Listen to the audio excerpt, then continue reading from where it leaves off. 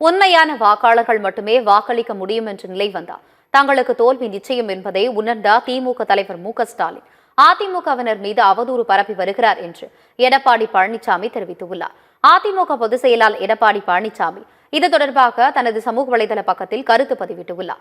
போலி வாக்காளர்கள், இறந்தவர்கள், முகவரி மாறியவர்கள், இரட்டை வாக்குகள் போன்றவைகளை சரிபார்த்து உண்மையான வாக்காளர்கள் வாக்களிக்கும் நிலையை ஏற்படுத்த வேண்டும் என்பதுதான் அதிமுகவினரின் கோரிக்கை என தெரிவித்துள்ளார். உண்மையான வாக்காளர்கள் மட்டுமே வாக்களிக்க முடியும் என்ற நிலை வந்தால் தங்களுக்கு தோல்வி நிச்சயம் என்பதை உணர்ந்த திமுக தலைவர் மு.க.ஸ்டாலின் அதிமுகவினர் மீது அவதூறு பரப்பி வருகிறார் என்று எடப்பாடி பழனிசாமி கூறியுள்ளார். அதிமுக தொண்டர்கள் மற்றும் நிர்வாகிகள் ஒவ்வொருவரும் வாக்குச்சாவடி நிலை அலுவலர்கள் முறையாக எஸ்ஐஆர் பணிகளை மேற்கொள்கிறார்களா என்பதை கண்காணிக்க வேண்டும் என வலியுறுத்தியுள்ளார்.